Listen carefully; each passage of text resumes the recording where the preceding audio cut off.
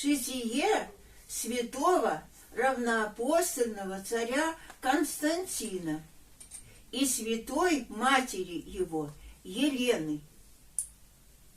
Память 3 июня по новому стилю. В то время, как языческий мир, вооружаясь против христианства огнем и мечом, помышлял в конце 3 и начале 4 столетий совсем стереть с лица земли самое имя христиан, промысл Божий уготовал для Церкви Христовой среди самих кесарей-гонителей христианства царственного покровителя ее в лице Константина, царя, еще при жизни своей получившего наименование, навсегда упрочившееся за ним в христианской истории, равноапостольного, во всемирной же истории великого, рожденный в 274 году от родителей, хотя и не христиан, но знакомых с христианством и ему покровительствовавших. Константин с детства чуждался языческих суеверий и приближался ко Христу, истинному Богу. Десница Господня сама постепенно приуготовляла его и многоразличными способами очищала его, как избранный сосуд славы Божией. Отец Константина, Констанций Хлор, Цезарь в западной половине империи, будучи по наружности официально идолопоклонником, в душе далек был от языческого суеверия. Внутренно он отрекся от служения многим ложным богам и признавал единого, истинного Бога. Ему одному поклонялся он и весь дом свой. Вместе с детьми и домашними посвящал одному царю Богу. Насколько Констанций далек был от суеверного служения идолам, об этом свидетельствует следующий замечательный случай из его жизни. Констанций, отказавшийся от служения жертвами и курением идолам, пожелал однажды испытать истинное расположение своих царедворцев. Он сделал вид, что хочет исполнять суеверные языческие обряды, и сказал своим придворным: «Кто хочет пользоваться моим расположением и любовью и оставаться при почестях, тот должен приносить жертвы идолам. А кто отказывается от этого, тот пусть удалится с глаз моих и не рассчитывает вперед на мое благоволение. Ибо я не могу оставаться в общении с неединоверными». Приняв за истину слова Цезаря, придворные тотчас же разделились на две партии. Одни люди, лицемерные, без действительных религиозных убеждений, с гибкою совестью, могущую склоняться направо и налево, сейчас же изъявили согласие на предложение царя, хотя до этого времени по неизменным расчетам и следовали его благому примеру в отрицании идолослужения. Другие же, которые от искреннего сердца пренебрегали языческим суеверием, и теперь остались верными своим убеждениям, как истинные рабы Христовы, отказываясь от земных и тленных почестей, начали выходить из состава царской свиты. Видя это, Констанций возвратил оставлявших царский дворец, истинных христиан, и сказал им: «Так как вас вижу и верно служащими своему Богу, то вас и хочу иметь и своими слугами, друзьями и советниками, ибо надеюсь, что вы верны будете и мне так же, как верны своему Богу». Обращаясь же к тем, которые склонялись к отлучению от христианства и поклонению идолам, царь сказал: «Вас я не могу терпеть в своем дворе. Если вы не соблюдаете верности своему Богу, то как будете верны мне?»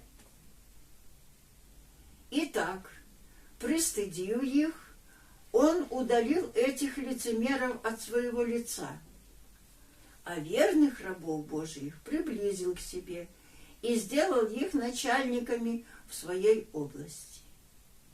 И таким образом, в то время, когда во всех других пределах обширной Римской империи кипело гонение Диоклетианова, в области Константиниевой христиане жили в мире и благоденствии. Впрочем, не имея возможности являться ослушником воли Диоклетиана, старшего из императоров, Констанций позволил одно — разрушить некоторые из христианских церквей.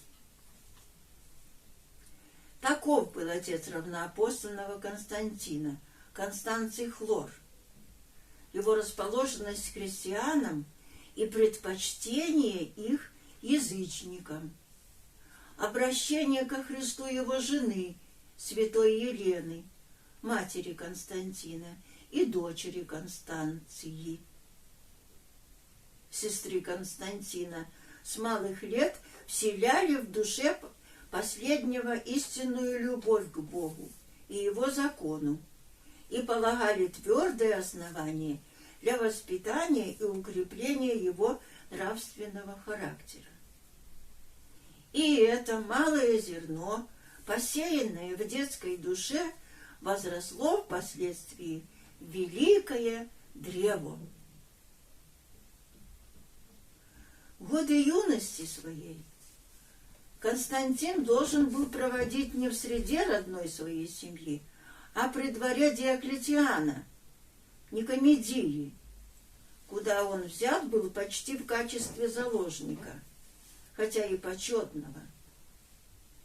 В обеспечении верности его отца Констанция старшему императору Диоклетиану придворная жизнь в столице представляла собой тогда в малом виде все то нравственное и религиозное растление, до какого только может доходить человечество, порабощаемое нечистыми страстными сердечными похотями и впадающее в неискусен ум.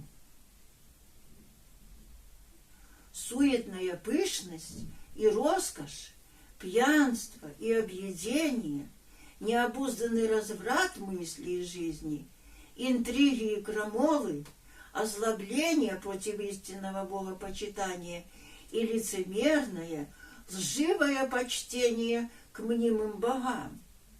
Вот мрачная картина, в которой промысл представил Константину все ничтожество и бесславие язычества. Зато тут же, одновременно, а потому и тем более поразительно, вырисовывалась перед взором Константина жизнь иного общества, общины христианской, где старцы и старицы, юноши и девы, простецы и ученые-мудрецы, даже дети доказывали истину своей веры, чистоту и высоту ее содержания, не словами только, а и своими делами, исповеданием ее своею добродетельную жизнью, страданием за нее даже до смерти. Ибо в это время возгорелось ужаснейшее гонение на Церковь Христову, превосходившее все другие гонения и злостью гонителей, и разнообразием мучений, и числом мучеников, и торжеством, победным торжеством веры Христовой над всеми языческими кознями. Константин, поставленный промыслом у самого очага языческой злобы, не мог не видеть щиты всех ее усилий, одолеть неодолимое. Непосредственно своими очами созерцал он силу Божию в немощах совершающуюся и все себе покоряющую. В каждом исповеднике христианине, в каждом подвиге мученическом взору Константина являлся непререкаемый свидетель правоты веры Христовой, ее превосходства пред язычеством, ее божественного происхождения. И Константин сохранил в душе своей залог добра, посеянного в детстве, сохранил чистоту и невинность сердца и уважение к закону Бога, хотя и вращался в нравственно испорченной среде. Но это внутренняя отчужденность Константина от растленной придворной жизни, его пытливый ум и духовная благоустроенность, покрываемая скромностью, естественно, возбуждали против него злобу окружавших его царедворцев. А его величественная красивая осанка при высоком росте и выдающейся физической силе, привлекавшая к нему взоры народа и располагавшая в его пользу любовь всего войска, было причиной зависти многих, и особенно Цезаря Галерия. Последний замышлял погубить его и даже составил заговор, чтобы не допустить Константина до царского достоинства, на которое он имел право по своему рождению. Жизнь Константина подвергалась опасности, но рука промысла Божья спасла своего избранника и даровала ему то, что хотела отнять у него необузданная, коварная зависть. Константин удалился в Галлию к отцу своему, которого нашел уже на смертном одре и который вскоре скончался. После смерти Констанция Хлора войско, бывшее при нем, провозгласила в 306 году императором Галлии и Британии Константина, которому тогда шел 32-й год от рождения, как любимого сына всеми уважаемого кесаря. Под живым впечатлением виденных ужасных гонений христиан на Востоке Константин унаследовал власть от своего отца, счел первым своим делом подтвердить все распоряжения его на пользу христиан. Объявил в своих областях свободу исповедования христианства. Приблизился таким образом час победы Христовой над языческим суеверием. Но наступлению лучших времен для церкви предшествовало время суда Божия над ее гонителями. Императоры Диоклетиан и Максимиан, утомленные собственной своей злобою против непоколебимых страдальцев за святую истину, решились искать покоя в устранении себя от царских престолов. Но их отказ от власти, не давая мира самим свирепым гонителям, послужил еще поводом и и к общественным неустройствам. Галерий, воцарившийся на востоке вместо Диоклетиана, и недовольный воцарением на северо-западе Константина, не признавал его императором, а признал с севера, правившего Италией и Африкой. Между тем в Италии императором провозглашен был Максенций, сын Максимиана. Поддерживая севера, Галерий пошел войною против Максенция, который просил защиты у своего отца. Последний снова принял управление. Север сдался Максимиану и был умерщвлен. Тогда Галерий провозгласил императором своего полководца Ликиния. Армия же Цезаря, Максимиана, оказалось таким образом, что в Римской империи сразу царствовали 6 императоров, и все они враждовали между собой. Миром и благоденствием наслаждались только подданные Константина, довольствовавшиеся унаследованным от отца уделом и не желавшего принимать участие в взаимной борьбе иных соправителей, всецело посвятившего себя управлению страною, повлечению своего чистого сердца и здравого ума, в покорности божественному промыслу. «Я отчуждился», — говорил он о себе Константин, «от бывших доселе правителей, потому что видел дикость их нравов». В отношении к христианам он держался по примеру отца своего политики мира, ибо ценил их как усердных и верных подданных. Константин понимал, что христианство есть великая сила, могущая пересоздать мир. Тем не менее, он еще не был христианином.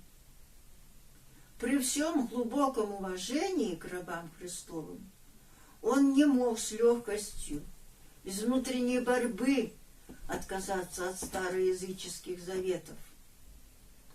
И только наступившие грозные и трудные обстоятельства расположили его открыто преклониться пред величием распятого Бога, дивным образом изведшего его из колебательного состояния и утвердившего его в решении стать христианином. После Галерия, умершего в 311 году от страшно лютой болезни, и Максимина,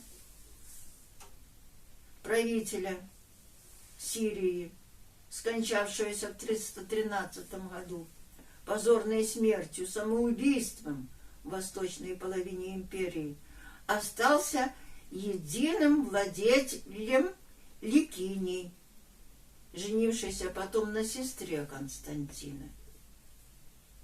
В западной же половине, в Италийской области, после повторного царствования Максимиана,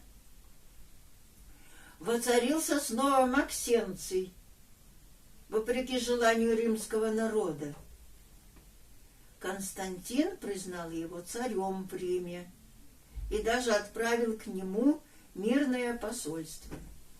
Но Максенций не только не пожелал иметь мирных отношений с Константину, но даже не захотел и называть его царем, желая сам единолично быть самодержцем всех земель и стран Римской области.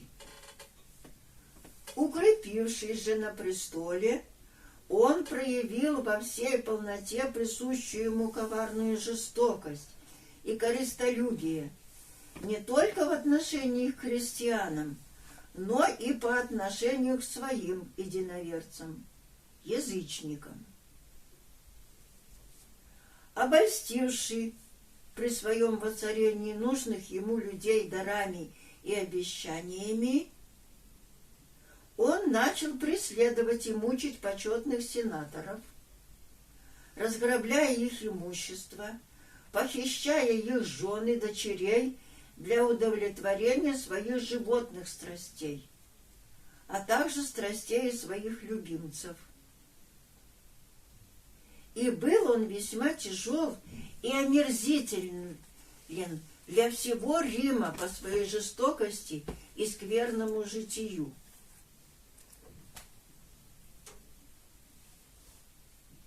Римляне, страдая под тяжким его игом, решились тайно искать себе защиты у Константина, прося его прийти и избавить от оного мучителя. Константин прежде всего послал по этому случаю письмо Максенцию, дружески убеждая его прекратить насильнические действия. Но Максенций не только не внял его доброму совету и не исправился, но еще более озлобился. Свое ожесточение он простер до того, что начал готовиться к войне против Константина. Слыша об этом, Константин в 312 году решился предпринять военный поход против римского императора. Он хотел исхитрить Рим из рук злого тирана. Но поход этот представлял трудности неодолимые. Самому отважному полководцу, любимому войсками, нелегко было заставить армию войти с мечом в сердце Италии, нести войну на почву Великого Рима, священную для народов того времени. Такое предприятие должно было производить потрясающее действие на имперское войско и глубокий ропот неудовольствия. И сам Константин не мог быть свободным от чувства невольного страха, предпринимая этот поход. Тем более, что он никогда сам не видал Рима, который мог казаться ему грозным исполином. При том же Константину известно было, что войско его противника было многочисленнее его войска, и что Максенций крепко надеется на помощь своих национальных богов, которых он старался умилостивить щедрыми жертвами, даже закланием отроков, что Максенций ограждает себя и свои войска великую силу бесовскую, всяческими чарами и волхвованиями. Надеяться на одни человеческие силы и средства было недостаточно для Константина, и у него явилось искреннее желание иметь помощь свыше. Размышляя о несчастном состоянии империи, тщетно ищущей защиты у бездушных идолов, о помощи Божьей, неоднократно явленной отцу его и ему, о тех политических переворотах, которые совершились на его глазах, о постыдной погибели в короткое время 3 лиц, которые разделяли с ним верховную власть в империи. Он признал безумием попусту держаться богов несуществующих. И после стольких доказательств оставаться в заблуждении.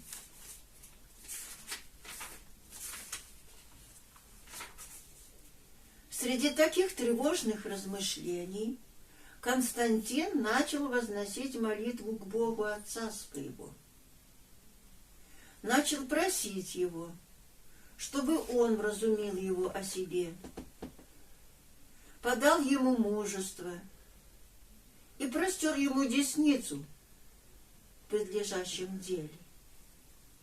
И эта молитва его, как некогда молитва темничного стража, была услышана Господь скоро непосредственным явлением утешил его и указал, что подобает ему творить. Евсевий, современник события, слышавший о нем лично от царя, повествует. Однажды, после полудня, когда солнце начало уже склониться к западу, говорил царь: «Я собственными глазами увидел составившиеся из света и лежавшие на солнце знамение креста с надписью «Сим побеждай».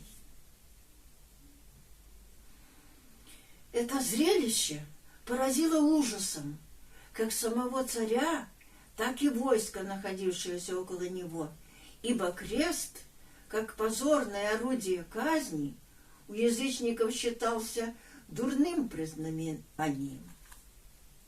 Константин находился в недоумении и говорил сам себе, что значит такое явление.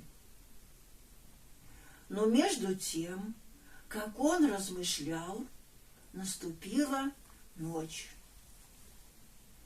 Тогда во сне явился ему Христос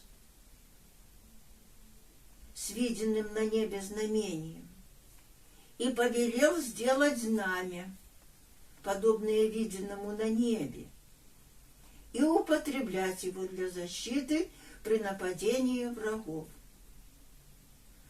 Встав от сна, Константин рассказал своим друзьям тайну своего сонного видения, а потом позвал к себе опытных мастеров и, описав им образ чудного знамени, приказал устроить по подобию этого хоругвь из золота и драгоценных камней. Воинам же своим он приказал изобразить крест на щитах и шлемах.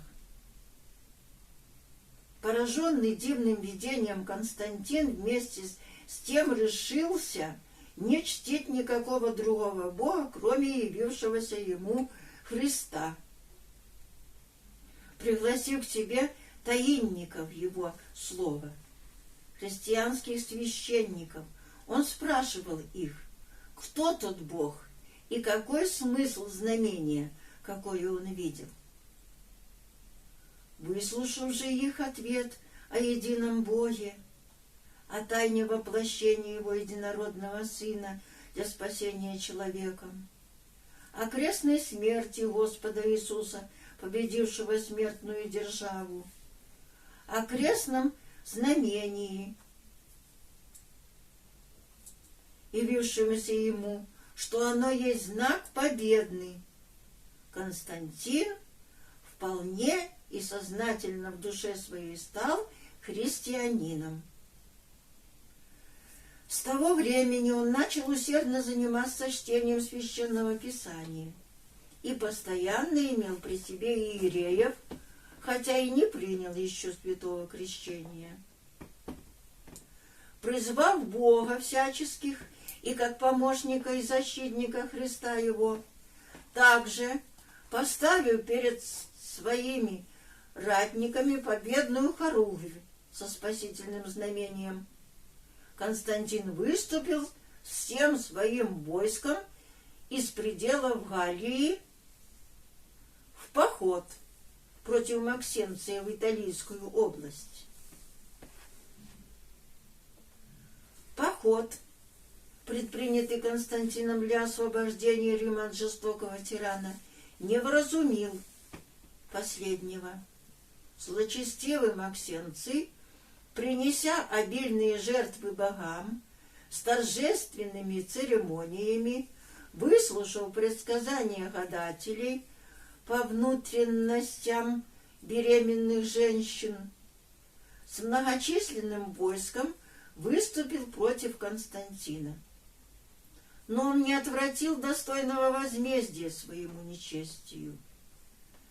Константин, покрываемый спасительным знамением креста, после 3 встречных столкновений с противником подступил к самому вечному городу и здесь нанес ему решительное поражение.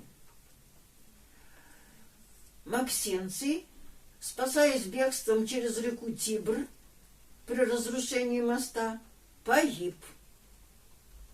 Как древний фараон с отборными своими всадниками в пучине водной. Победитель с торжеством вступил в Рим и встречен был народом с великой радостью. Сознавая, что эта победа дарована божественной помощью, Константин водрузил на самом людном месте города священную хоругвь. А потом, когда благодарные римляне поставили статую в честь нового императора, велел утвердить в руке своей его изображение высокое копье в виде креста и начертать такую надпись: «Этим спасительным знамением я освободил ваш город от ига тирана и возвратил римскому народу и сенату прежний блеск и знаменитость».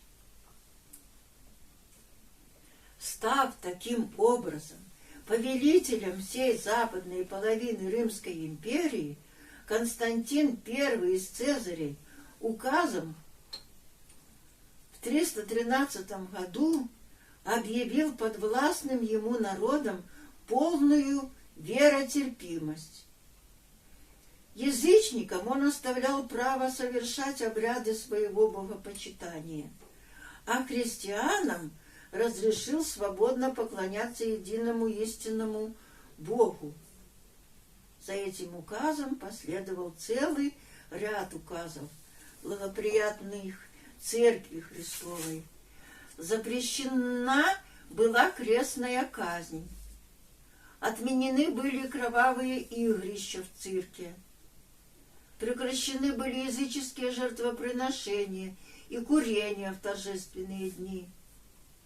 Установлено празднование воскресного дня с запрещением производства в этот день судебных разбирательств и прекращением работ как свободных граждан, так и рабов. Сироты и дети, брошенные родителями, бедные и убогие, которых язычество оставляло без помощи и презрения, приняты были под царское покровительство.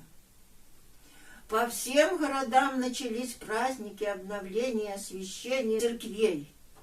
Везде слышались хвалебные песни и благодарственные молитвы Богу.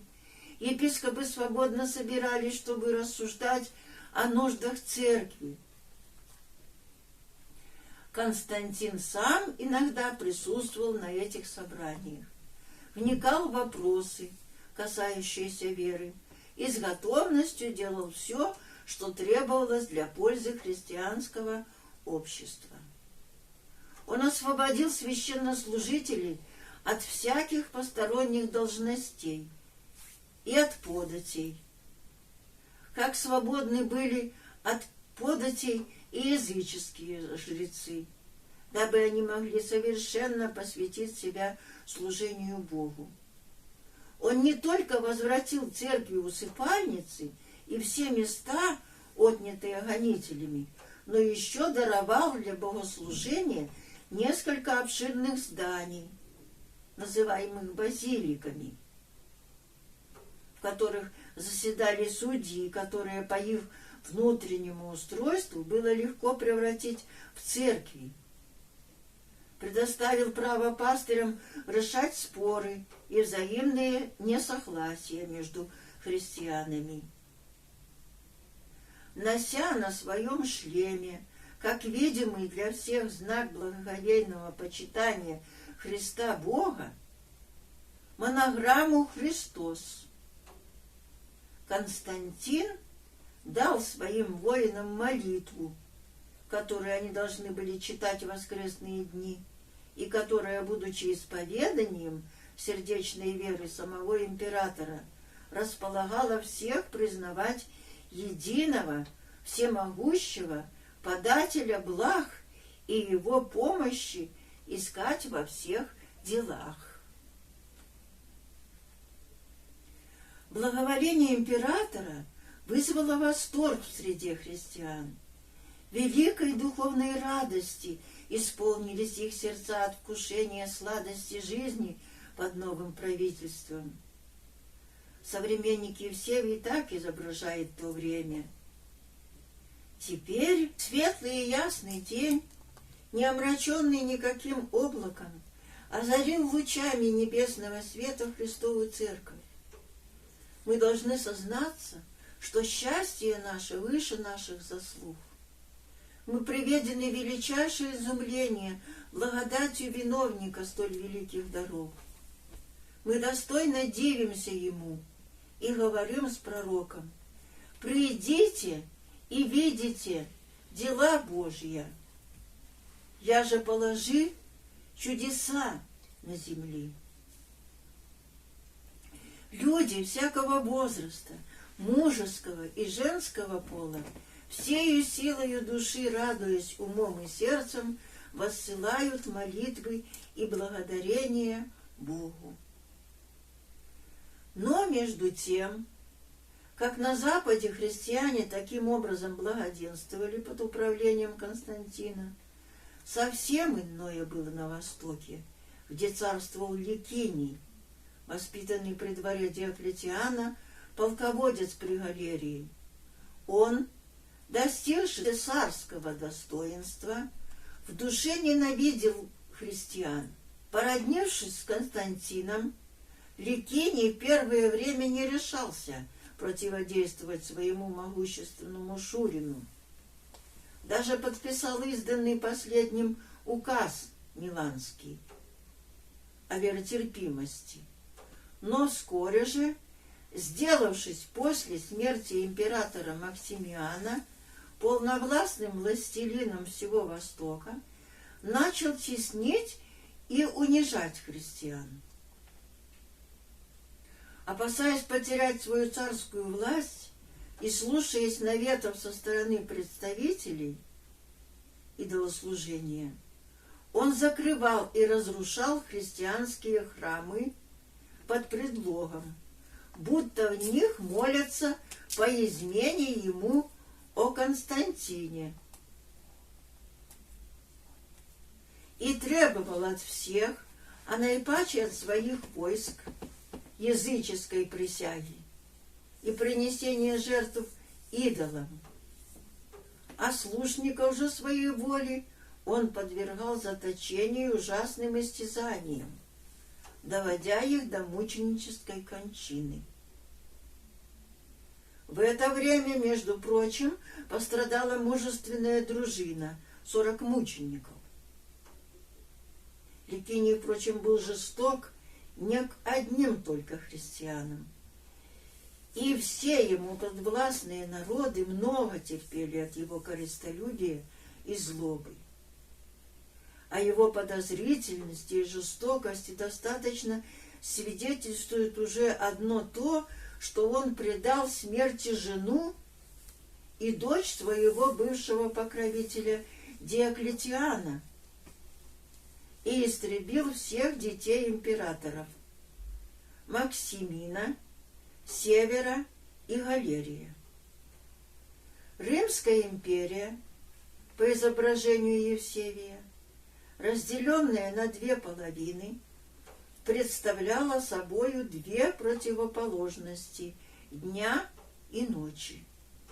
Жители Востока объяты были мраком ночи, а жители Запада озарены светом самого яркого дня. Отношения Ликиния к Константину не могли быть и не были приязненными. Ликиний являл в них коварство и двоедушие. Он уверял Константина в дружбе, а втайне ненавидел его. Старался делать ему всякое зло, козни его не удавались. И не раз между ними начинались раздоры, окончившиеся войнами. Константин оставался победителем. но обманываемый лживыми уверениями зятя, заключал с ним мир. Однако с течением времени отношения между императорами принимали более и более обостренный характер. Угнетаемые подданные Ликиния и гонимые им христиане не видели конца своим страданиям. Ликиний, наконец, перестал скрывать свои замыслы против Константина и вступил в открытую борьбу. В 323 году возгорелась жестокая война между ними. Эта война была окончательно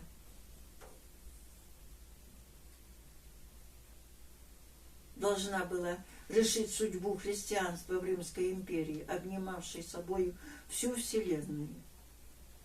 Оба императора собрали значительные силы и готовились к решительной битве, каждый сообразно со своей верою.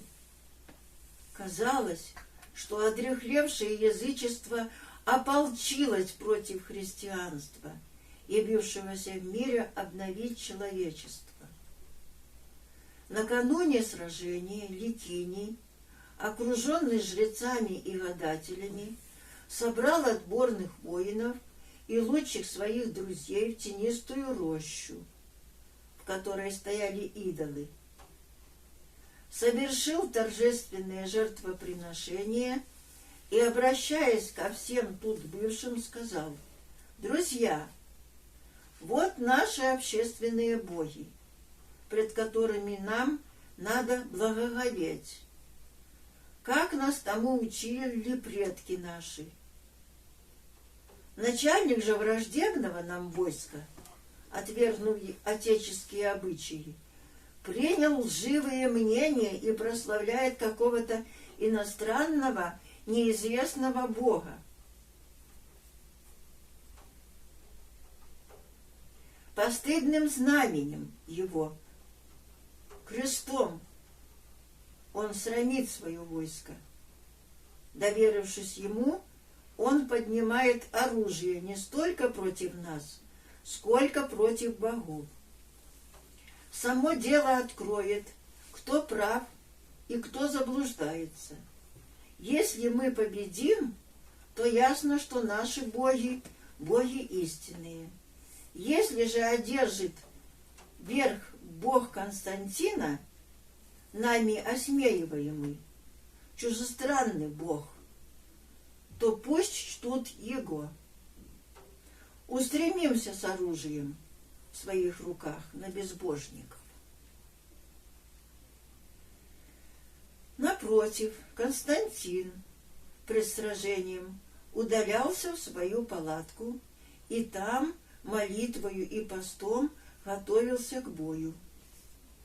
В эти решительные минуты своей жизни он обращался к своему прошлому, перебирал в памяти события своей жизни, опасности, которым подвергался и которые миновали благополучно для него.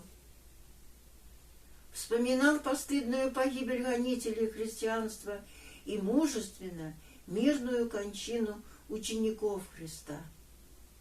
И во всем этом, усматривая дивное устроение Всевышнего, поручал самого себя в свое дело высшему небесному водительству и заступлению. Христиане усердно молились за императора, своего покровителя. Священное знамя высилось среди полков Константина и одушевляло надеждою на небесную помощь. С благоговением смотрели войска его на это победное знамя. Враги же смотрели на него со страхом. Во многих городах Ликиниева царства среди дня видели призраки Константиновых войск, победоносно шествовавших с этим знаменем. Ликиний сам убеждал своих воинов не заглядываться на неприятельскую хоругвь. «Ибо, — говорил он, — она страшна своею силою и враждебна нам». Языческие жрецы и гадатели предвещали победу Ликинию. Но Бог даровал ее Константину. Ликиний многократно делал нападения на приближающегося противника, но каждый раз терпел поражение и спасался бегством. Притворяясь раскаявшимся, просил мира, втайне же собирал новые ополчения, искал себе помощи у варваров. Наконец, морская победа Криспа, сына Константина, близ Византии, и сражение при Адрианополе окончательно решили. Ликиний покорился и через несколько времени был казнен в Фессалониках, так как, сдавшись победителю, составил заговор против Константина. В 323 году Константин сделался единодержавным государем всей Римской империи. Эта победа над Ликинием еще раз и так осязательно наглядно убедила Константина, что земные блага и успехи даруются почитателям истинного Бога. И вот, как он, представляя себя покорным орудием в руках Всевышнего, со смирением воздает славу одному Богу за свои успехи. Не будет, конечно, никакой гордости, говорит он в одном из указов, хвалиться тому, кто сознает, что благодеяние получил он от существа Всевышнего. Мое служение Бог нашел и судил годным для исполнения его воли. Начав от Британского моря, я при помощи какой-то высочайшей силы гнал пред собою все встречавшиеся ужасы, чтобы воспитываемый под моим влиянием род человеческий призвать на служение священнейшему закону и под руководством высочайшего существа возрастить блаженнейшую веру. Я твердо веровал, прибавляет он, что всю душу свою, все, чем дышу, все, что только существует в глубине моего ума, все я обязан принести великому Богу. Так настроенный в душе своей Константин после победы поспешил распространить и на христиан Восточной империи те же права, какими пользовались они и на Западе. И на Востоке он запретил приносить от имени императора жертвы идолам. Начальники областей избирал преимущественно христиан, заботился об обновлении и построении церквей, возвращал верным имущество, отнятое во время гонений. Кто потерял имущество, говорилось в одном указе, проходя неустрашимо и бестрепетно славное и божественное поприще мученичества, или сделавшись исповедником и стяжав себе вечные надежды, кто утратил их, был принужден к переселению, потому что не соглашался уступать гонителям, требовавшим предательства веры. Имение всех таковых повелеваем отдать. В случаях, когда не оказывалось близких родственников, отнятые у крестьян имущества передавались местным церквам. Частные же лица, у которых отбиралось мученическое достояние, получали вознаграждение от царской казны. Христианские чувства Константина особенно полно и характерно выражены были в его рескрипте, к областным начальникам. Теперь, так он обращается здесь к Богу, молю тебя, великий Боже, будь милостив и благосклонен к восточным твоим народам, и через меня, твоего служителя, даруй исцеление всем областным правителям. Под твоим руководством начал я и окончил дело спасения, преднося везде твое знамя. Я ввел победоносное войско, и куда призывала меня какая-нибудь общественная необходимость, следовал за тем знамением твоей силы и шел на врагов. Потому-то и предал я свою тебе хорошо испытанную в любви и страхе душу, ибо искренне люблю твое имя и благоговею пред силою, которую явил ты многими опытами и которую укрепил мою веру. Хочу, чтобы народ твой наслаждался спокойствием и безмятежностью. Хочу, чтобы, подобно верующим, приятности мира и тишины вкушали и заблуждающиеся, ибо такое восстановление общения может и он их вывести на путь истины. Пусть никто не беспокоит другого. Люди здравомыслящие должны знать, что только те будут жить свято и чисто, кого ты сам призовешь почить под святыми твоими законами. А отвращающиеся пусть, если угодно им, владеют жребием своего лжеучения. Никто да не вредит другому. Что один узнал и понял, то пусть употребит, если возможно, пользу ближнего. А когда это невозможно, должен оставить его. Ибо иное дело — добровольно принять борьбу за бессмертие, а иное — быть вынужденным к ней посредством казни.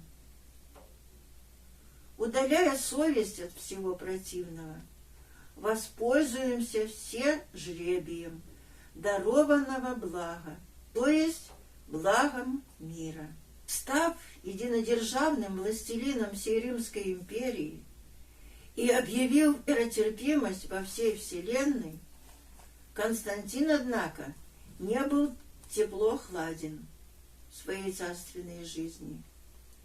Отказавшись от язычества и ставший во главе христианского общества, он в христианстве видел важнейшую опору империи, основной залог могущества и преуспеяния государства, которое, по его мысли, должно пролагать путь свободному,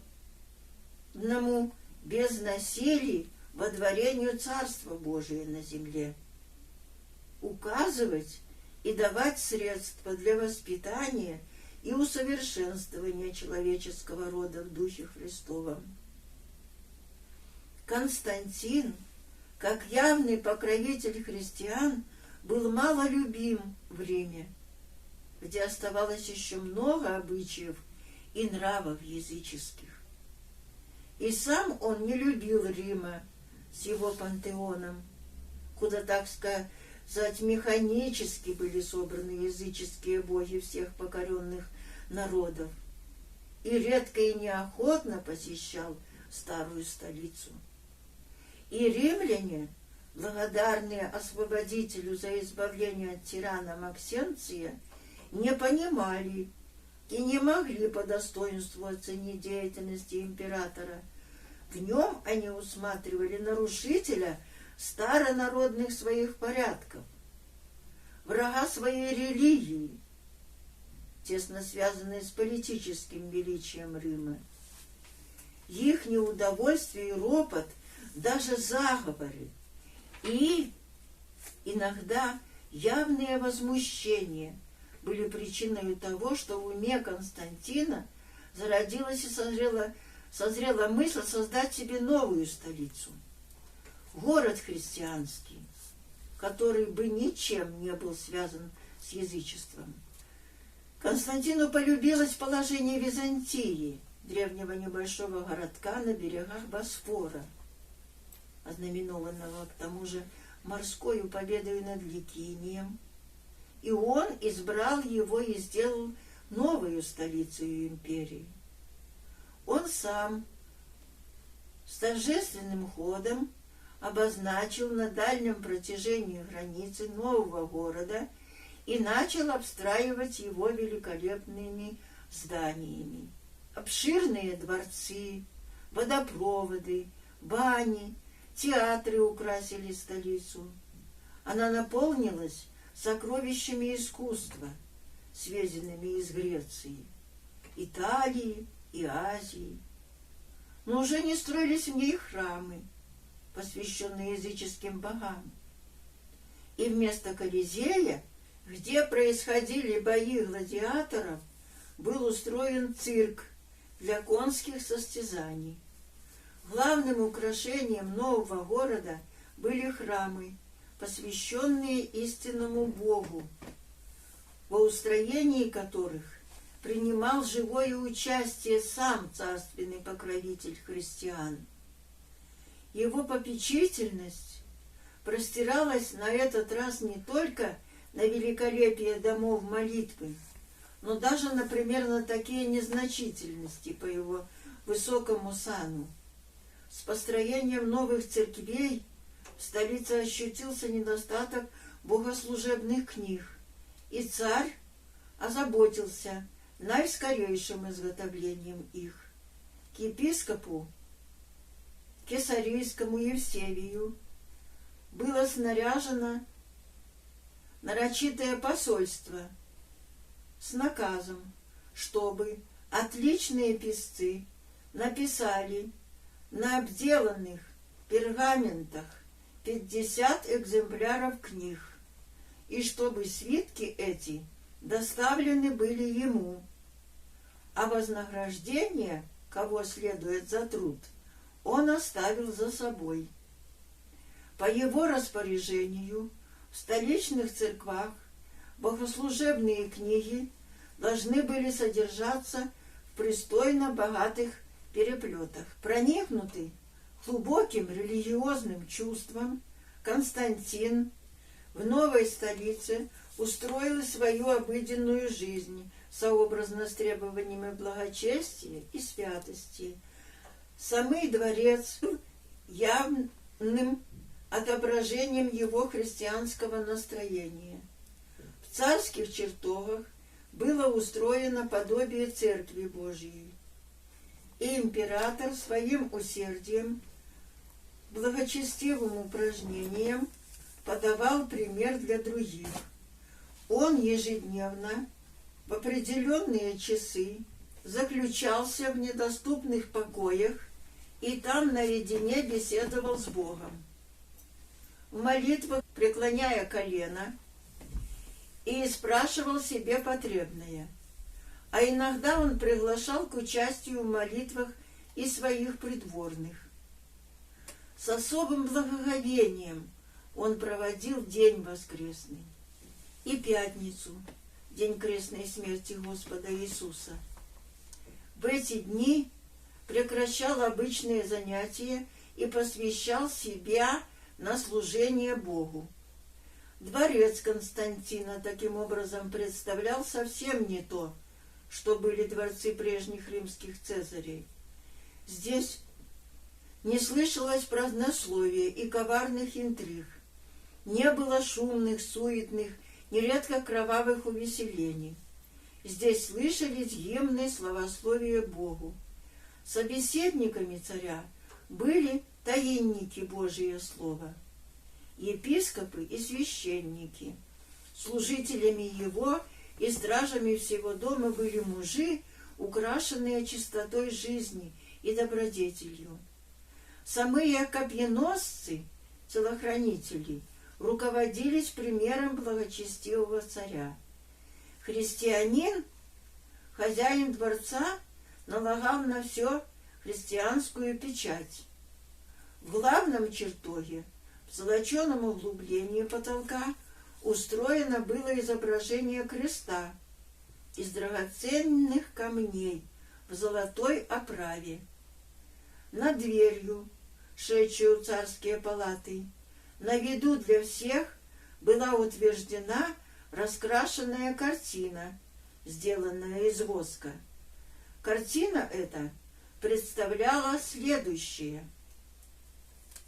Лик императора, над головой его крест, а под ногами дракон, низвергаемый в бездну.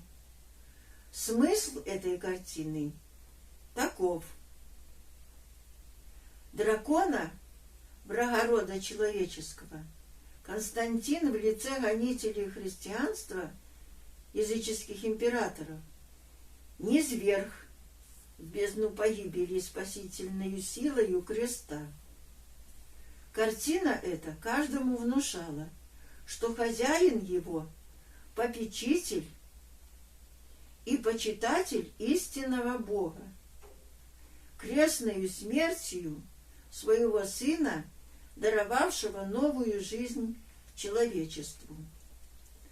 Новая христианская столица, получившая название по имени своего устроителя, град царя Константина, Константинополь, занимавшая серединное место между прежних столиц империи, Рима и Никомидии, как некогда Иерусалим, град царя Давида, не принадлежавший исключительно ни одному колену израильскому, по своему счастливому географическому положению и врученная покровительству Божией Матери, быстро расцвела и затмила славу и величие не только пышной Никомидии, но и самого великого Рима. И подобно тому, как в древности Давид, водворившись в Сионе, смущался тем, что он живет в доме кедровом, а кивот завета остается под кожами, так теперь Константин, поселившись в прекрасной Византии, не мог остаться равнодушным к поруганной колыбели христианства, месту земной жизни Господа Иисуса, Его страданий, смерти и воскресения. Благоговея пред знамением креста, он пожелал прославить самое живоносное древо.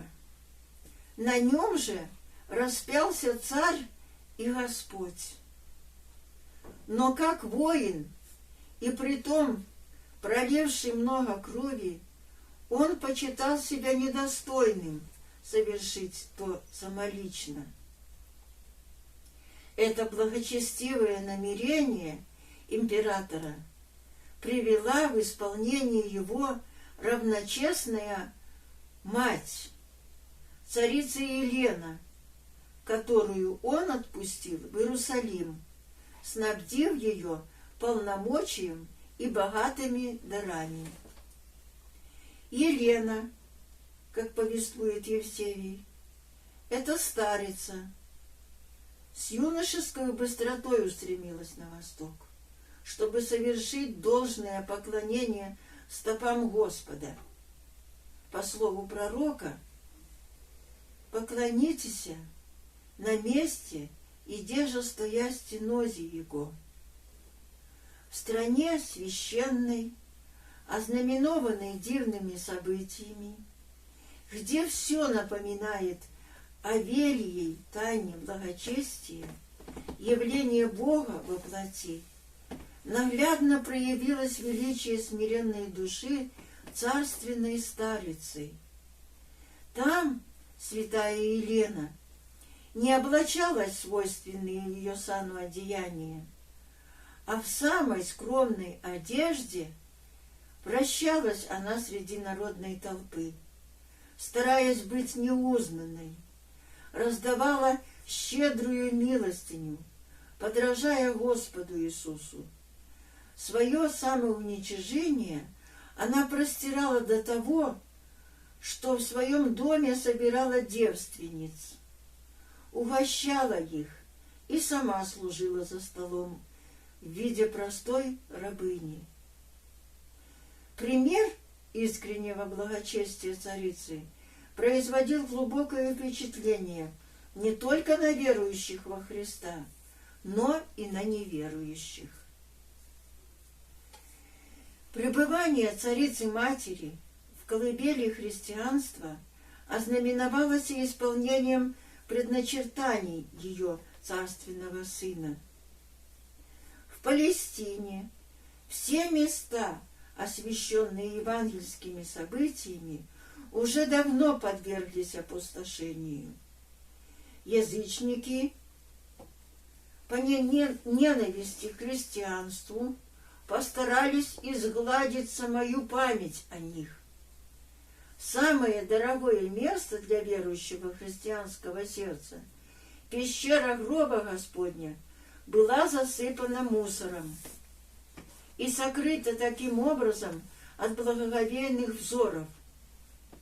Мало того, как бы в насмешку над распятым Богом и его почитателями, на холме, насыпанном поверх святой пещеры, построено было капище сладострастному демону любви, Венере. По указанию Елены, идольские капища, поставленные на местах священных для христиан, были разрушены, и вместо них сооружены святые храмы.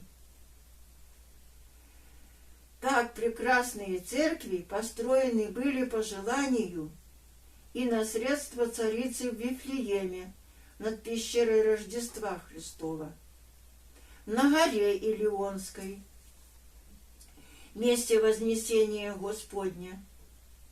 Храмами украшены были Евсимания, место Успения Пресвятой Богородицы, место явления Бога Аврааму у дуба Маврийского.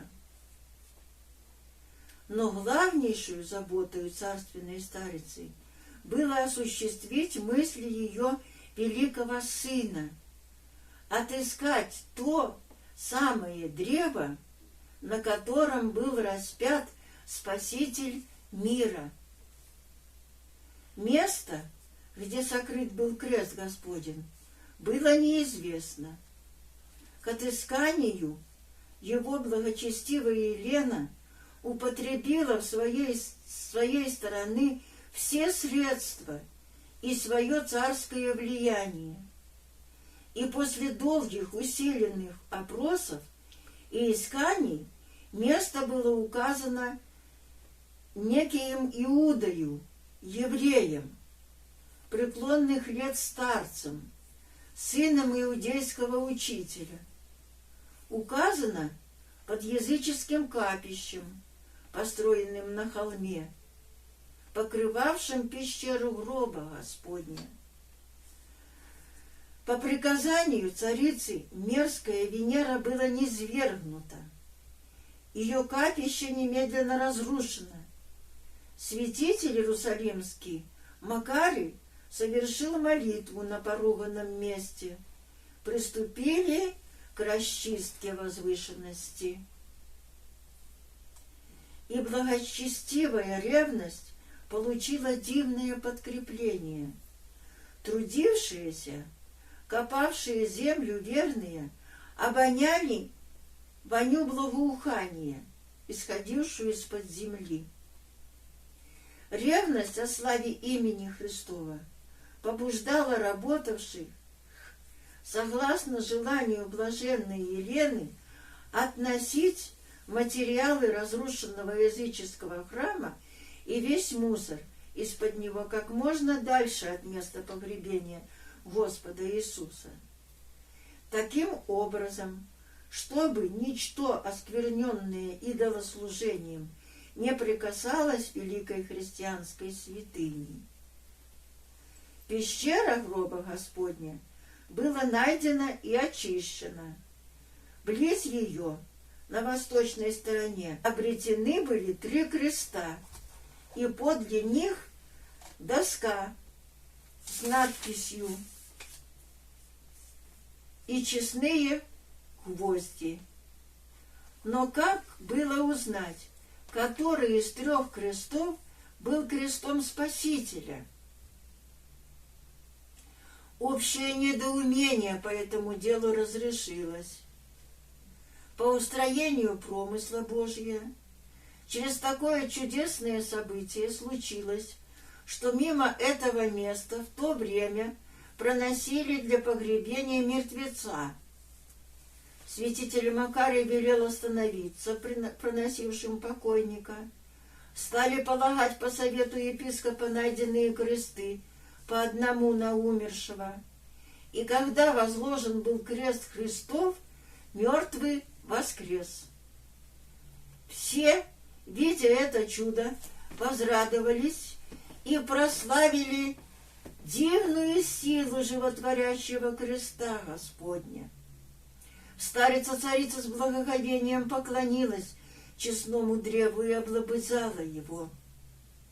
И так как при множестве народном невозможно было, по примеру царицы, каждому порознь воздать должное почтение обретенному кресту, то святитель Макарий, удовлетворяя общему желанию, хотя бы издали видеть святыню, благочестно подъяв его и став на возвышенном месте, сотворил воздвижение креста Господня пред взором множества верных, которые в то время велигласно восклицали: «Господи, помилуй!» Это было первое воздвижение честного и животворящего креста. Совершилось оно в 326 году. Православная церковь празднует это событие 14 сентября. Многие из язычников иудеев тогда обратились ко Христу. В числе обратившихся был и тот Иуда, который указал место, где хранился Святой Крест. Святой Крест потом положен был в серебряный ковчег для сохранения. В Великую Пятницу он выносим был на Голгофу, в построенном вскоре храме, где он хранился для поклонения. Но частицу живоносного древа святая Елена, оставляя Иерусалим, взяла с собою в дар сыну своему Константину. Прожив после того недолгое время, блаженная царица-мать скончалась и была честно погребена.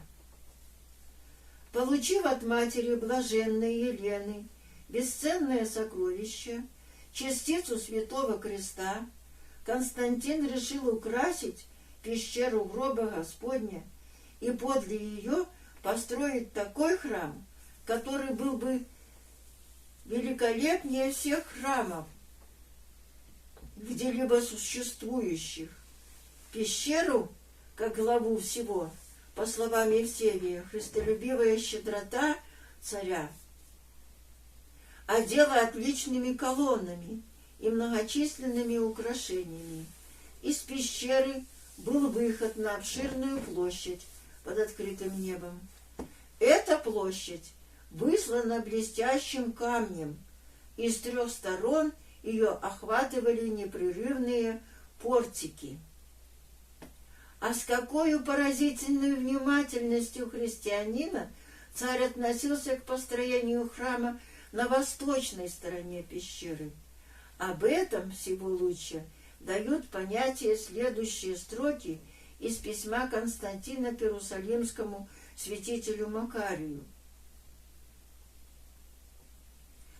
Что касается до возведения и изящной отделки стен храма, то знай, что заботу об этом я возложил на правителей Палестины. Я заботился, чтобы их попечением немедленно доставляемы были и художники, и мастера, и все необходимое для постройки. Что же касается до колонн и мраморов, то какие признаешь ты драгоценнейшими и полезнейшими, рассмотри обстоятельно. И немало немедля пиши мне, чтобы из твоего письма я видел, сколько каких требуется материалов, и отовсюду доставил их. Сверх того, хочу знать, какой нравится тебе свод храма, мозаический или отделанный иначе. Если мозаический, то прочее в нем можно будет украсить золотом. Твое преподобие пусть в самом скором времени известит упомянутых правителей, сколько потребуется мастеров и художников, и сколько издержек. Постарайся также немедленно донести мне не только о мраморах и колоннах, но и о мозаике, какую признаешь лучшую. Константин, между прочим, сам придумал, что храм хорошо будет украсить 12 по числу апостолов колоннами, наверху которых находились бы вылитые из серебра вазы. Неудивительно поэтому, что храм этот представлял собой чудо красоты и видом своим приводил в восторг современников. Евсевий, историк, между прочим, так описывает этот памятник благочестивой ревности первого христианского императора. Базилика, храм, здание чрезвычайное, высоты неизмеримой, широты и длины необыкновенной. Внутренняя сторона его одета разноцветными мраморами, а наружный вид стен, блистающий полированными и один с другим сплоченными камнями, представляется делом чрезвычайно красивым и нисколько не уступает мрамору. Куполообразный потолок украшен дивною резьбою, которая, распространяясь, подобно великому морю над сею базиликою, взаимно связанными дугами, и везде, блистая золотом, озаряет весь храм, будто лучами света. Главный предмет всего — полукруг, расположенный на самом краю базилики, на восточной стороне. По числу 12 апостолов увенчан 12 колоннами, вершины которых украшены большими, вылитыми из серебра пазами, прекрасным приношением Богу Отца. Но благочестивый царь не ограничивался в своем отношении к христианству только попечительностью о внешнем его возвеличении. Его озабочивала и внутренняя жизнь Христовой Церкви. Церковь, по мысли Константина, должна служить важнейшей опорой жизни государственной. Религиозное единство должно быть могучим залогом преуспеяния империи. Церковь, блистая величием и внешним благолепием, своим внутренним миром, должна привлекать к себе языческое население, постепенно обращая все государства в один внутренно сплоченный организм, оживотворяемый единым Духом Христовым. Такое единство и благосостояние церкви давали заботливому царю мирные дни и спокойные ночи. В том он видел счастье и свое, и всех подвластных ему народам мира. Не всегда, однако, и нелегко давались великому императору эти мирные дни и спокойные ночи. В его время Церковь Христова, увенчанная уже победным венцом мученичества и получившая право гражданского существования даже с преимуществами перед язычеством, возмущаемо было внутренними нестроениями пред язычеством, зародившимися и созревшими еще в тяжкую годину гонений. Едва воцарился Константин в Риме, как с удивлением и скорбью узнал он, что целая область его империи обуревается междоусобием чад единого Отца. Среди христиан в Африке возгорелась борьба из-за поставления епископом карфагенским Цицилиана, предателя.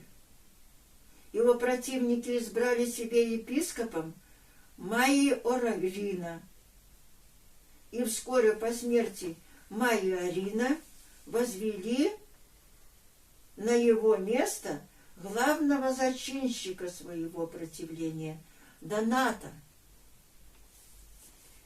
Примерженцы последнего, донатисты, сближившись с новацинами, утверждали, что только они составляют Церковь Христову, и в выступленном фанатизме не стеснялись возводить клеветы на своих противников, даже насильно отнимать у них храмы. Дело доходило нередко до кровопролития между враждующими сторонами. Для примирения их и рассмотрения их взаимных жалоб Константин сначала посылал в Карфаген своего любимого и уважаемого епископа Оссию, поручая ему в то же время раздать денежную помощь тамошним бедствующим христианам. Потом, по именному приказанию императора, по делу донатистов собраны были два собора: Малый в Риме и из многих епископов разных мест в Арелате. Суд, произнесенный на непокойных раскольников этими соборами, подтвержден был, наконец, в Милане в 316 году под личным председательством Константина, и дело, по-видимому, уладилось. Но чем более благочестивый царь знакомился с наличным положением христианства, тем менее оно оправдывало его идеальное представление о святом единстве чад Христовой Церкви. Дело донатистов, обеспокоившее Константина на первых шагах его царствования, имело значение не столько по существу, сколько по страстности борцов. В 323 году, после победы над Ликинием, сделавшись единовластителем всей империи, Константин шел на восток, проникнутый искренним желанием перестроить все государство заново, на лучших, более твердых началах. В своих планах он первое место отводил христианской церкви, которая, по его мысли, должна была духовно объединить политически сплоченную мировую империю. Но там, на Востоке, его постигло разочарование, более жестокое, чем на Западе. Он прибыл сюда в такое время, когда споры, возбужденные ересью Ария, ничем не содерживаемые, достигли крайнего своего развития. И все ведь так изображают это время. Не только предстоятели церквей вступали друг с другом в прения, но и народ разделился. Ход событий дошел до такого неприличия, что божественное учение подвергалась оскорбительным насмешкам даже в языческих театрах. Время это было благоприятно для деятельности хулителей божества Господа Иисуса Христа. Ликиний, шурин Константина, отживавший тогда последние годы своего царствования, подписавший некогда с Константином Миланский указ о веротерпимости, подозрительно относился к христианам вообще, как к людям в отношении к нему неблагонадежным, ненавидел и даже жестоко гнал их.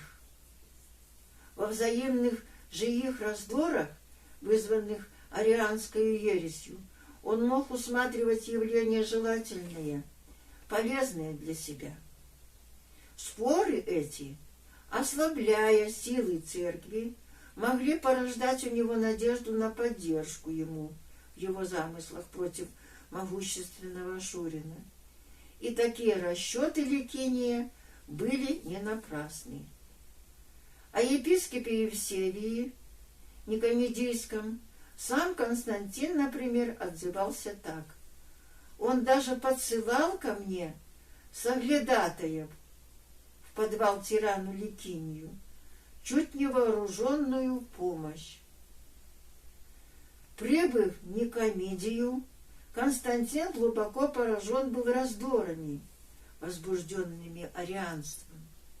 Впрочем, он не сразу понял важность этих событий. И сам он, и прибывшие с ним с запада таинники божественного учения получали здесь одностороннее освящение дела Ария от никомедийцев, которые в догматических вопросах видели не предмет благочестивой веры, имеющий жизненное значение, а область научного исследования и даже пустого словопрения. Тем не менее, Константин не оставлял без внимания арианского дела. На первых порах он отправил обширное примирительное послание в Александрию с убедительной просьбой к епископу Александру и Арию прекратить взаимный раздор. По мнению царя, неправ был и епископ. По своей неосторожности и резким вопрошениям виноват и Арий, что расторг общение, не покоряясь епископу. Он рекомендует обоим взять пример с философов, которые, хотя и спорят между собой, но уживаются мирно.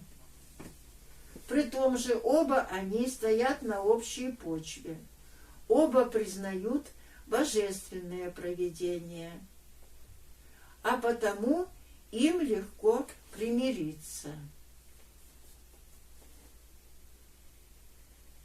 Вместе с этим посланием Константин отправил в Александрию своего любимого епископа Осию, который должен был исследовать это дело на месте и содействовать умиротворению александрийцев.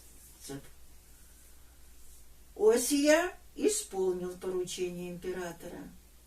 Правда, он не примирил противников, зато из расследования споров он вынес убеждение, что ересь Ария не праздное пустословие, а угрожает потрясением основ христианской веры, ведет к отрицанию всего христианства.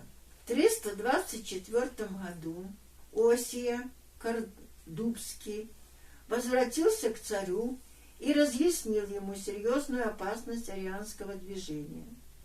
Тогда Константин решился созвать Вселенский собор, который, по его мнению, оставался единственным средством к умиротворению церкви. По мысли царя, собор этот, выступая войною против главного врага, возмущавшего тогда мир церкви, хульной арианской ереси, должен был рассмотреть и другие вопросы и дать ответы и определения по устроению внутренней жизни христиан. Вселенскому собору, властью царя, определено быть в городе Никее. Константин сделал все, чтобы облегчить созываемым епископам путешествие к месту собрания. Содержание же прибывших в Никею он принял на счет государства. В Никею прибыли святители из Египта и Палестины, из Сирии, Месопотамии, из Малой Азии, Греции, Персии и Армении, и от задунайских готфов. Из Рима, место престарелого епископа, прибыли 2 пресвитера. Среди собравшихся святителей были престарелый Александр Александрийский, первый обличитель Ария, привезший с собой архидиакона Афанасия, мужественного и искусного борца с арианами, впоследствии великого архиепископа Александрийского, святитель ликийского города Мир Николай, святитель Спиридон, чудотворец. Всего на собор прибыли с епископами.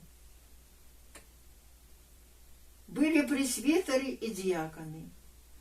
Более 2000 человек. И одних святителей было 318.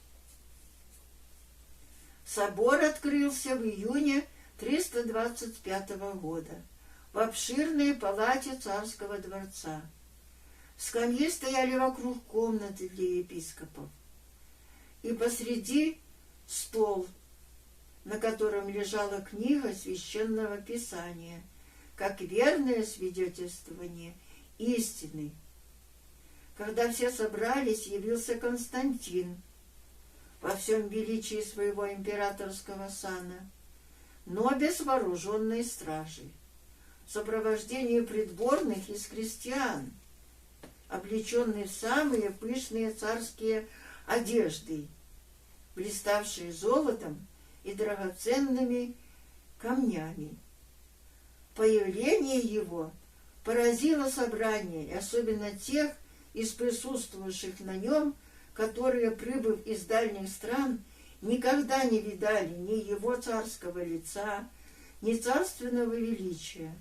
Но и сам он смутился при виде такого собрания славных пастырей Церкви Христовой, среди которых находились строгие подвижники и чудотворцы, исповедники и мученики с обожженными руками и прободенными очами, пострадавшие за веру. Молча, с поникшим взором, подошел он к приготовленному для него золотому креслу и, стоя, ждал, пока святители не пригласили его сесть. Выслушаем затем приветственно благодарные речи Евстафия Антиохийского и историка Евсевия Кесарийского. Константин сам обратился к собранию с речью, в которой выражал свою радость, что видит такое великое собрание отцов, и умолял их разрешить миролюбиво спорные вопросы. «Бог помог мне, — говорил он, — не сложить нечестивую власть гонителей, но несравненно прискорбнее для меня всякой войны, всякой кровопролитной битвы, и несравненно пагубнее внутренняя междоусобная брань в Церкви Божьей». Ариане шли на собор и держали себя на нем смело и уверенно.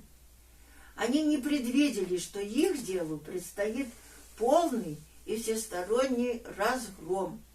Напротив, они ожидали в своих замыслах счастливого успеха. Они имели на своей стороне до 17 епископов. Во главе их был столичный архиерей, имевший связи в дворце царском. Ариане надеялись, что собор если не согласится с их воззрениями, то и не предаст их строгому осуждению. Арий упорно защищал свое учение, употребляя всю силу своего красноречия. Но непоколебимая, убежденная преданность истинному церковному учению отцов собора посрамила лживую премудрость богохульника. Защитники православия хорошо понимали, в чем состоит сущность арианской ереси, и достойно, с глубоким религиозным чувством и истинно просвещенным разумением опровергали ее. Особенную силою слова и меткостью в изобличении еретического буесловия отличался при этом Александрийский диакон Афанасий. Его слово расторгало, как легкую паутину, хитрословесие еретика. Споры были жаркие и продолжительные. Тщетно Константин употреблял свое влияние, чтобы согласить спорящих и привести к дружелюбному решению спора. Чем далее продолжались прения, тем очевиднее становилось, как далеко уклонились ариане от истины.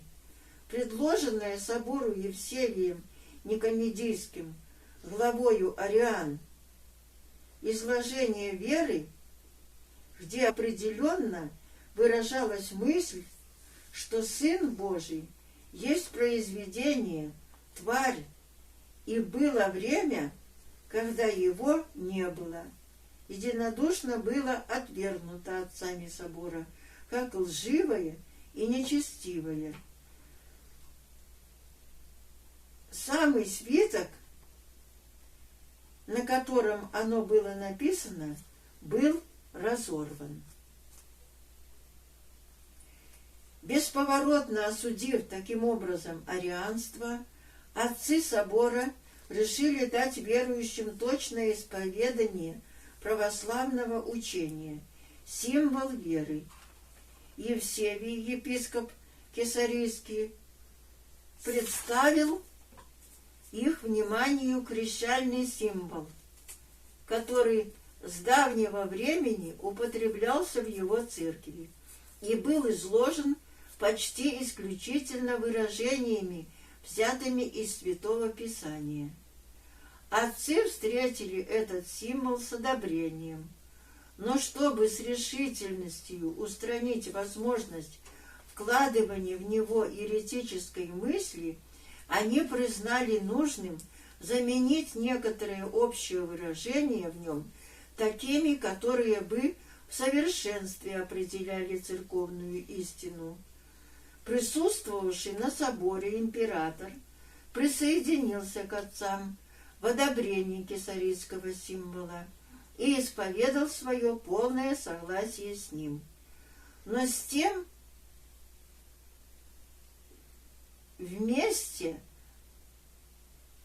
Константин предложил внести в символ формулу, на которой останавливались вожди церкви еще на предварительных совещаниях для выражения церковной мысли о Сыне Божьем и его отношении к Богу Отцу. Единодушно было принято собором и послужило определительной основой учения о лице Господа Иисуса, центрального христианского догмата. Символ крещальный был исправлен, и собором изложен новый, никейский символ веры, непререкаемый для всей Вселенской Церкви. Заключительное торжественное собрание отцов Никея состоялось в императорском дворце 25 августа 325 года. Оно совпало с 20-летним юбилеем царствования Константина. Отпуская отцов собора, Константин в прощальной речи к ним умолял их иметь мир между собою. «Берегитесь, — говорил он, — горьких между вами споров. Пусть никто не имеет зависти к явившим особенную мудрость. Достоинство каждого считайте общим достоянием всей церкви. Высшие и превосходные не смотрите высокомерно на низших. Богу одному ведомо, кто превосходнее. Совершенство редко где бывает, и надо иметь снисхождение к слабейшим братьям. Мирное согласие дороже всего. Спасая неверующих, помните, что не всякого можно обратить ученым рассуждением. Научение надобно сообразовать с различными расположениями каждого, подобно врачам, применяющим свои лекарства к различным болезням. Исполнилось таким образом заветное желание благочестивого императора, которое он исповедал. Однажды, даже приводя самого Бога в свидетель, учение всех народов его державы о божестве соединить в один общий строй.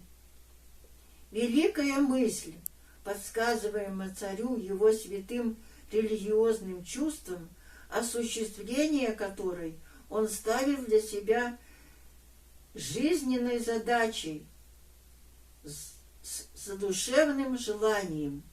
Это поразительное по возвышенности содержание и широта объема мысль великого Константина теперь введена была в общее сознание, стала достоянием всего христианского мира.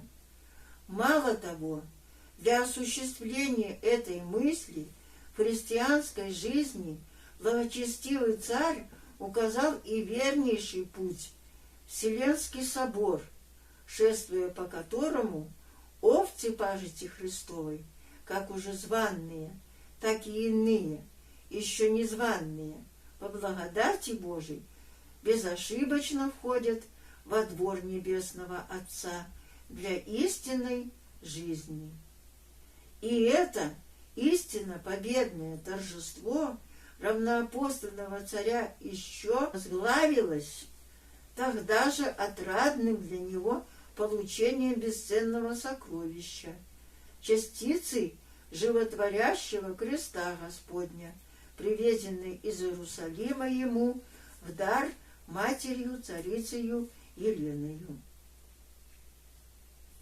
Константин жил после того еще более 10 лет, и во все это время своего царствования с неизменной верностью держался никейского исповедания веры и ревностно старался утверждать дух христианского благочестия в своем царстве, в себе самом представляя пример достойный подражания.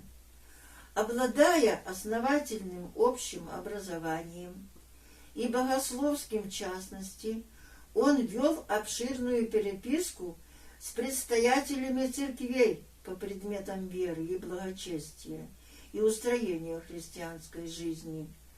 А нередко в своем дворце выступал пред собранием царедворцев и народа даже с боголепным учительством. Трудолюбие его было необычайно. Праздности он не терпел. Уже и в преклонном возрасте он не почитал бременем для себя даже собственноручно писать обширные законодательные акты. Правдиво великодушный по природе своей и скромный, он не прельщался своим царским величием и шумными восторгами народной толпы. Эти восторги наводили на него даже скуку. Стоя на высоком уровне нравственного развития, Константин хотел поднять до того же уровня и всех, которые приходили в соприкосновение с ним.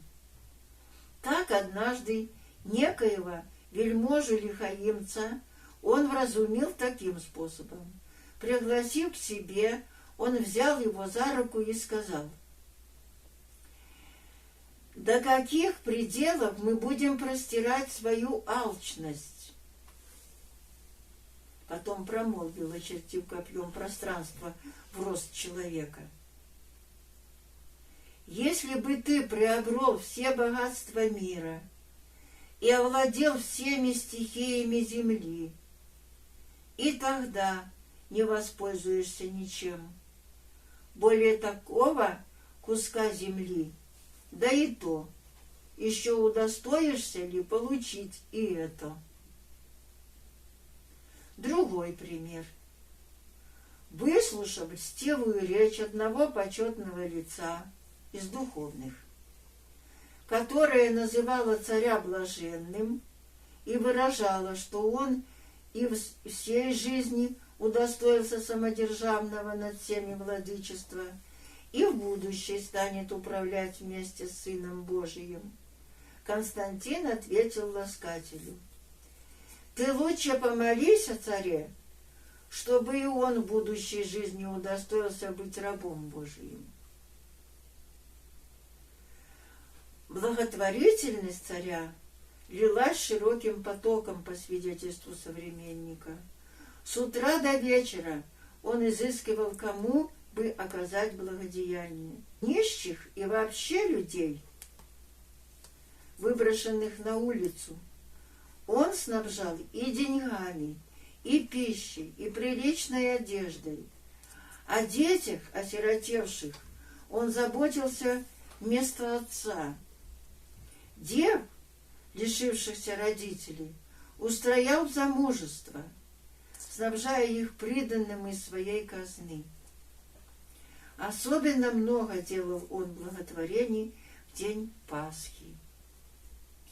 В новой своей столице Константин ввел обычай, чтобы в пасхальную ночь по всем ее улицам возжигались высокие восковые столбы, как бы огненные лампады.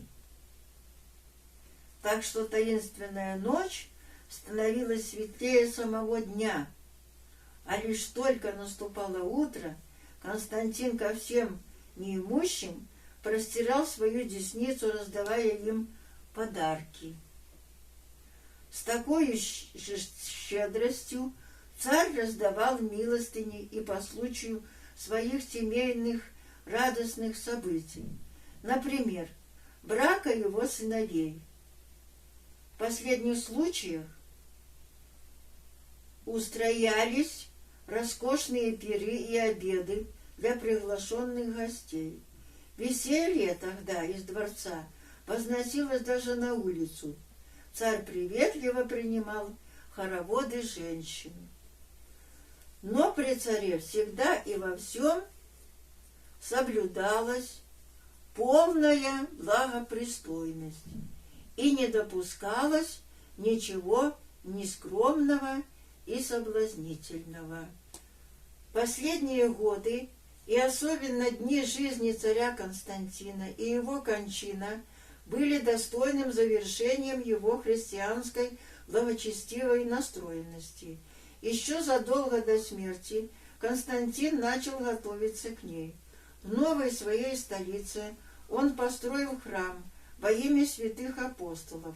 Храм этот украшен был, между прочим, 12 ковчегами во славу лика апостольского, а посреди этих ковчегов устроена была гробница. Сначала оставалось неясным, для чего здесь устроена была гробница, а потом это разъяснилось, и оказалось, что эту гробницу благочестивый царь устроил для самого себя. Мысль о смерти стала для Константина предметом напряженного размышления. Как только он начал чувствовать упадок своих физических сил, в 337 году Константин последний раз торжественно отпраздновал в Константинополе Пасху и вскоре занемог. Предчувствуя близкую кончину, Он всецело предался святым упражнениям, часто преклоняя колено, ревностно изливал горячие молитвы пред Богом. По совету же врачей он переехал в это время в город Елена на Поль, чтобы лечиться там теплыми ваннами. Но Константин до сего еще времени не был крещен. Это в наше время и для нас может казаться явлением весьма странным. Но в древние времена церкви христианской многие принимали крещение в зрелых летах или даже в старости.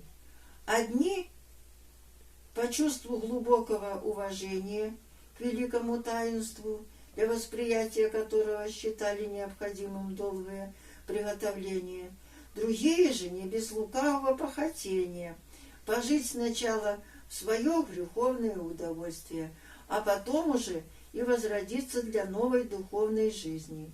Бог им судья. Константин, с юных лет, носивший в сердце своем Христа, издавна сделавшись в душе христианином, отлагал свое крещение по смиренному сознанию своей греховности, желая подвигом целой жизни приготовить себя для этого. При том же в душе его хранилось искреннее желание креститься в водах реки Иордан. Не получая облегчения в Еленополе и чувствуя крайний упадок телесных сил, Константин переправился в Никомидию и здесь, созвав епископов, просил их удостоить его святого крещения. Пред крещением умирающий царь произнес такую речь: «Пришло желанное время, которого я давно жажду и о котором молюсь, как о времени спасения. Пора и нам принять печать бессмертия, приобщиться спасительной благодати. Я думал сделать это в водах реки Иордана, где в образ нам принял крещение сам Спаситель. Но Бог, ведающий полезное, удостаивает меня этого здесь». Приняв святое крещение, Константин ликовал духом. Сердце его было полно живой радости, облеченной при крещении в белую одежду, блистающую подобно свету. Он не снимал ее уже до смерти, а почил он на ложе, покрытом белыми покрывалами.